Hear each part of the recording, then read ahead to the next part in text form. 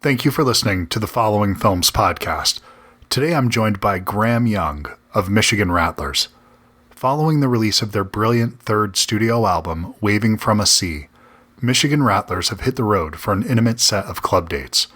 On their pivotal new Dominic John Davis produced record, the Michigan-based rock and roll band with a blend of folk, American, and country influences pairs the heavy-hitting lyricism they're known for with a newfound sonic depth, evolving alongside the characters in their songs. If you're listening to this today, that I'm releasing this, that'll be February 28th, Friday, they'll be playing tonight in San Francisco at Brick and Mortar. They'll be playing on the 1st in Los Angeles at the Peppermint Club, on the 2nd in San Diego at the Casbah, and then on the 4th, on Tuesday, March 4th, they'll be playing in Phoenix at the Last Exit Live. For more information, you can visit them at michiganrattlers.com. Hope you enjoy the show. Thanks. Hey, Graham. Am I here? Can you hear me? I can hear you. How are you today? Perfect. Doing all right. Cool. Well, thank you so much for taking time out of your afternoon to do this, man. I really appreciate it. Yeah, man. Of course. Sorry, a few minutes late. We were just scrambling out the sound check here. No worries at all. How's the tour going so far? Going really well. Yeah, it's I feel weird talking about that. Oh, there we go. Now you can see me. Now you can see me. Sorry, I'm on my phone. Yeah, tour's been good. Yeah, I think this is the sixth date so far. We've just over a week now, but very nice. Yeah, it's been good. When you're going across and you have all these different cities, seeing the whole country, do you prioritize different cities for different daytime activities? As far as I'm going to Austin, so I have to eat barbecue. I'm going to Chicago, so I need to go to museums. How do you figure out what you're going to do with your downtime when you're in these random cities?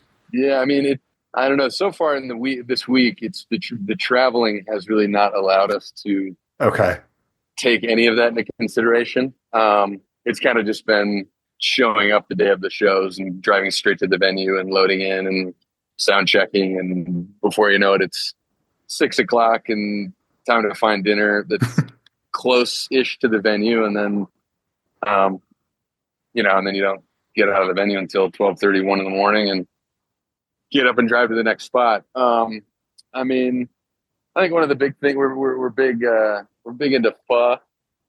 Yeah. And ramen. So I think any place that has that, we're always kind of looking for a good noodle soup spot. Good bookstore, but yeah, in terms of museums or anything like that, sadly, that's not really on the list. Well, I think that's just my middle-aged man showing right there when I'm in cities. I wish. But. Well, this record's the latest record. It's a little bit of a departure for you guys. This sonically, it has a very unique sound. It felt like something very different for you. Could you talk a little bit about the new record and playing these out right now? Because it feels like this is quite unique for you guys. Sure. Yeah. I mean, I think, just the record as a whole, I think we just kind of really wanted to, essentially, just do something different. I mean, we'd kind of everything we'd done, we'd worked with the same producer, kind of in the same spot, and I think we were all just kind of wanting to mix it up and just really kind of take that next step. So I think we all kind of felt a little stagnated, and so I think just through the process of demoing, we did a lot of demos for the first time that we hadn't really done previously. It was just kind of like, okay, guys, here's the song, and it's on an acoustic guitar, and let's put our parts in and call it a day. Where this one was way more just kind of thought out and methodical in terms of trying everything and trying to just find sounds and instruments and stuff that we hadn't really used before. And then just taking our time with it. In the past, we maybe had 2 weeks for an album, and that was it. Where this time, I mean, it took us basically an entire year to record and mix. And it was kind of like little chunks. Because we played some shows here and there, but it was kind of like when we had a 10-day window to go down to Nashville, where we did most of the recording. We'd go down there for 10 days, work on 2 or 3 songs, take a break, go play some shows, listen to what we had done, find another 10-day chunk, and kind of just keep building it that way. So yeah, that was kind of the process. And now playing them, it's been fun trying to like find the balance and kind of the flow of the set list with the old stuff versus the new stuff and make them sound like they make sense together. You know what I mean? And not that it's a completely different band. Everything sounds the same, or everything's going to sound like the same band if like I'm singing it, but you know what I mean? Yeah, no. It's that I'm not sure if you listen to Bad Religion or not, but they have that second or third album that they put out, and it was very keyboard centric, and it was something that was kind of hidden for a long time. And going back to it now is because it was such a departure and so different. It absolutely fits with the rest of the stuff, and it makes sense, but it's wildly different from the rest of the stuff. I mean, when I first put this on, I was thinking of like Echo and the Bunnymen or Psychedelic Furs or something like that. I was hit with those types of references right away, which is something I had never heard in you guys before. And I was really excited when and then as it goes along, you can start, I think it makes more sense because, when you get towards the end of the album, something like, Lilacs Bloom or, even something like, Pure Resistance, I think that fits a little bit more in with the older stuff. So it's that balance of back and forth. Totally.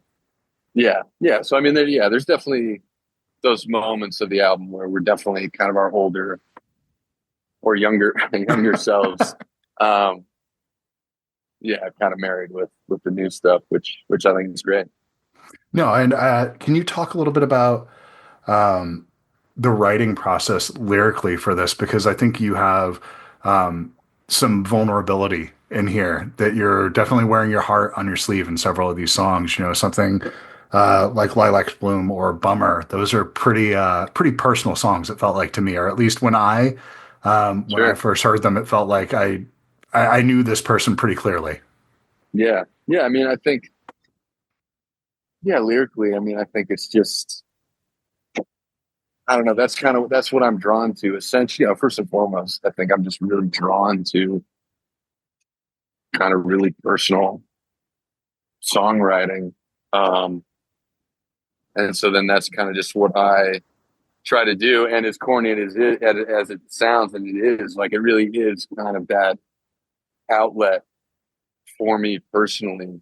I'm pretty bad at expressing how I feel in conversations with people. And, it really is, but lyrically, I'm able to just kind of be myself and work through things, and have different drafts and maybe it comes out great the first time. But, I mean, I think lyrically that is definitely a place where I feel, I try to feel most connected to, just for me, and myself. And then, I mean, I think, lyrically, I think it was just kind of like, I think Heaven was kind of like the first, kind of the touchstone lyrically a little bit, just in terms of, like, I think being in this part of life where you're kind of like getting out of the youth and you're kind of like, your adolescence kind of feels like it's kind of, did its thing. And you're like, oh shit, like, I'm kind of an adult now.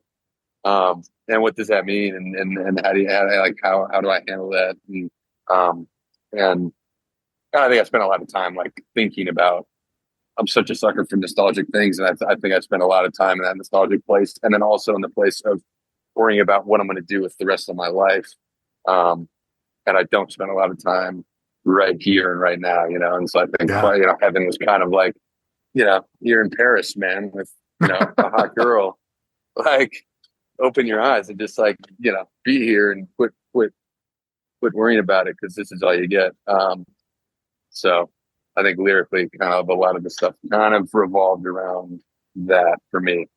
Well, nostalgia is definitely a dangerous mindset, and it's very alluring and very easy to get trapped into old emotional patterns and to kind of you can romanticize your past and the objects of your past, be it a person, or and that's an object, because it's not the reality of them anymore. It is literally, it's just a thing. You're not really thinking about the reality of that. It's the way you're viewing the past. And nostalgia Yeah. can be, I'm sitting here wearing a t-shirt from a movie from 40 years ago, and that's literally, that's nostalgia, and I get Yeah. that. But it's also Yeah.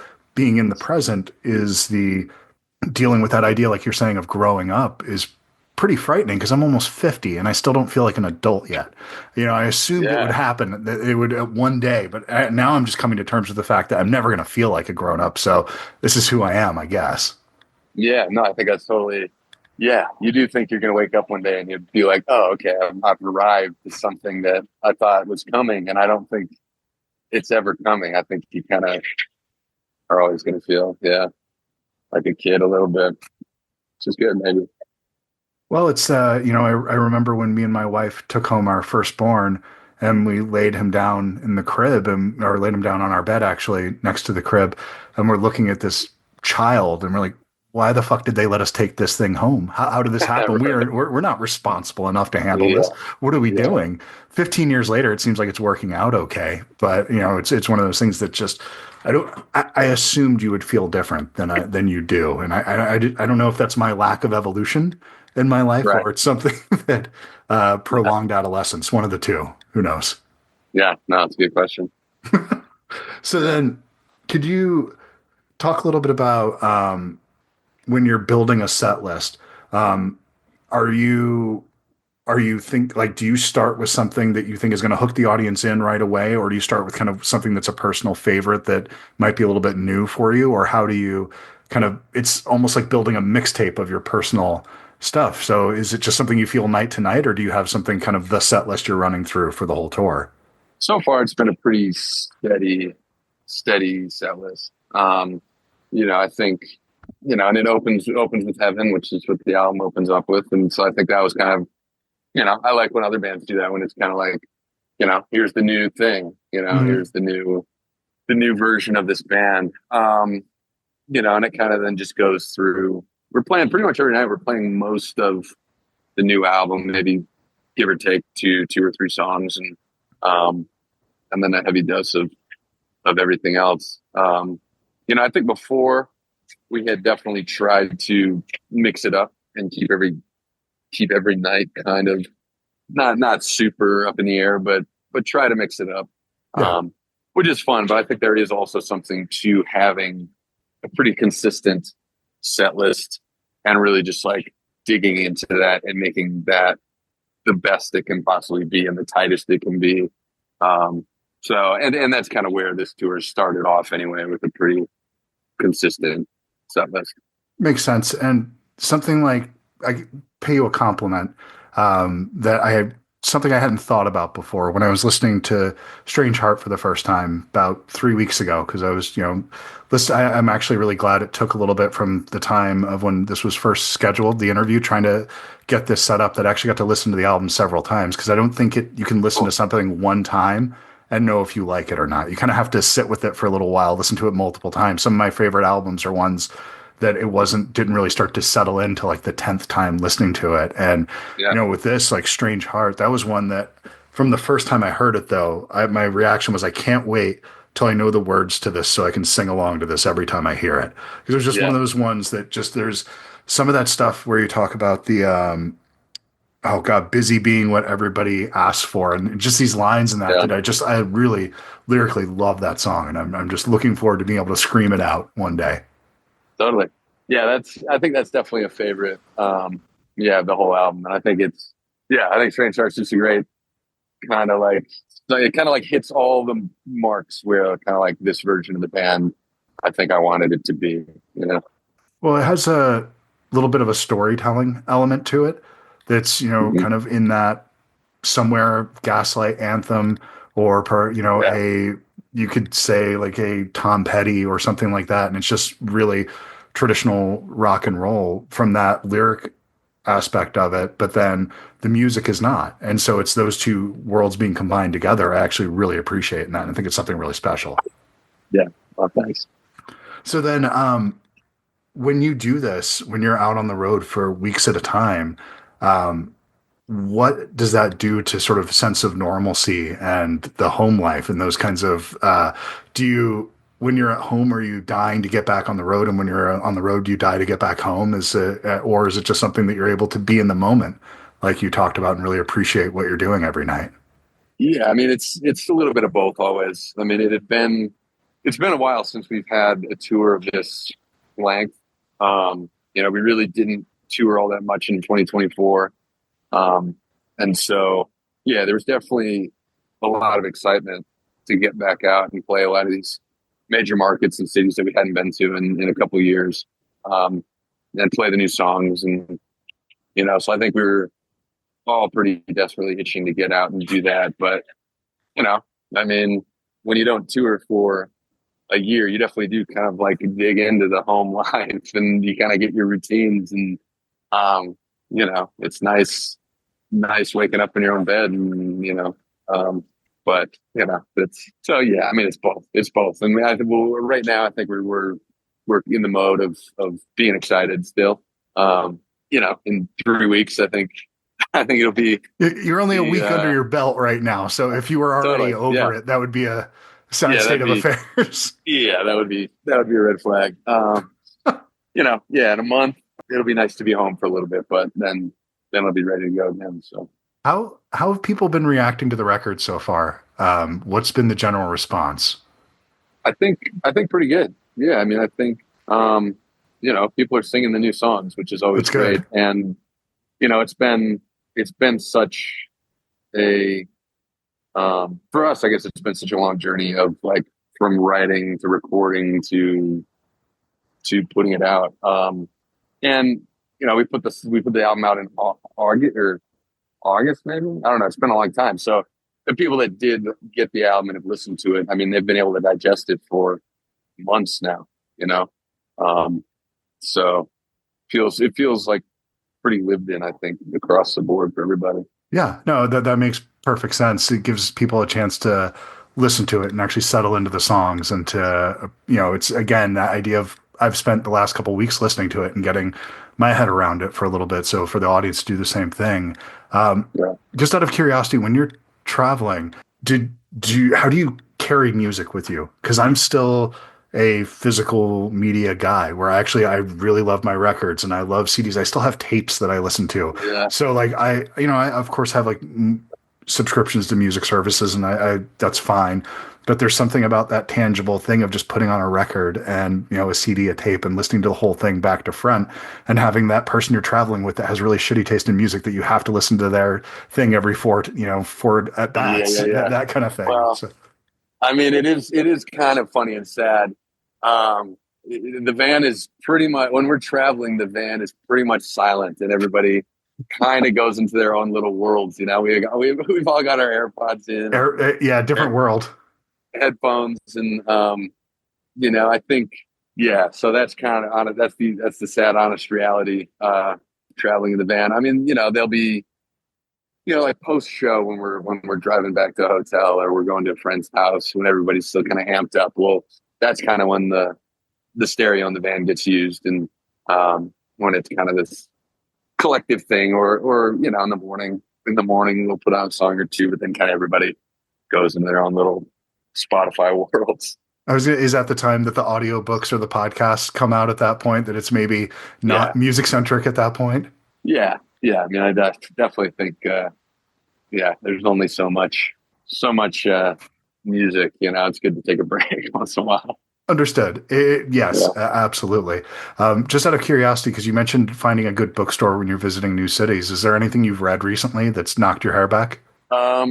Well, I've been making my way through this Lyndon Johnson biography. Oh yeah, this guy Robert Caro, who wrote the Power Broker. He also has this. I think it's 4 parts, and he's maybe on the 5th now. Lyndon Johnson biography, and I'm just on the first one, and it's like 800 pages. And I think this, it goes from this first one goes from birth to maybe age 30 or something, but oh my God.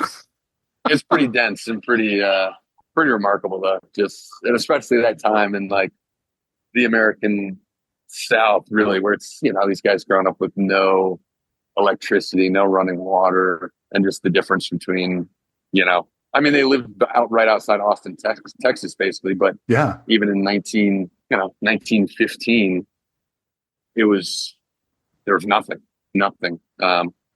So that's currently what I've been making my way through. Well, we're not that far removed from no running water, outhouses, and the Civil War. Oh, if you look at it by generations, it's crazy. Not that far back. It's crazy. Yeah, and people in my family, I've had some pretty old grandparents, but my mom's dad was born in 1923. Yeah, and so so I'm only not that many generations back from people living and working in the 1800s. Yeah, exactly. Pretty nuts. Those are literally people that knew somebody that was around when Lincoln was president. They weren't personally there, but they knew somebody that was alive during that time, which is just it's crazy to get your mind around that we're that not that far removed from it. But Lyndon Johnson, the only little thing, and I feel like I need to let you go because I see snow coming down at this point. And it's a little chill. It's all right. I'm good. But so the Lyndon Johnson, have you heard the audio tapes of him trying on pants? No. Do yourself a favor. Just search. I think it's just looking for Lyndon Johnson pants on YouTube, and you should find it. Oh, there's these audio tapes that were released maybe 10 years ago, something like that, through Freedom of Information Act, and it's just him swearing up a storm while somebody's trying to tailor pants for him, and it is hilarious. It's incredible. That's amazing. I definitely need to listen to that because there's stuff in this book about him being 10 years old, and he cared so much about coming off. He was wearing the fanciest suits. They had he was barely eating dinner because they had no food, but he had these ridiculous suits because he just needed to look like he was a somebody. The perception was very important to him, for sure. Very, very important. That's great. I'll check that out. Awesome. Well, thank you so much for taking the time to do this tonight, Graham. And I'm looking forward to see you guys in a couple weeks up in Phoenix. So I'll be up to the show. So looking forward to it, man. Hell yeah. Can't wait. Awesome. Well, thanks, take care and good luck on the tour, man. Thank you so much. I appreciate you taking the time. Yeah. I'll see you soon. All right. Take care. Thank you. Bye. Thank you, Amanda. Appreciate it. Thanks, Amanda. Thanks. Bye. Bye-bye. We used the bridges that we wired and blown. That time's over now. So over now. I can't say I'm sad to see it go. That's over now. So over now. So what you doing in a couple of years? On a Saturday, round Halloween, I'll take your hand and I'll spit up fake blood. Should have known. So now here we go. It looks like the winter's never gonna be cold. It looks like the winter's never gonna be cold. I don't remember the cold time so well. We got so drunk that night, I watched you stomp the life out your phone. I felt special then. It was bad taste or dead alive. And I know you know I meant what I said. It looks like the winter's never gonna be cold. It looks like the winter's never gonna be cold. I don't remember the cold time so well. And most people never get what you've always been, always been, always been. And most people never get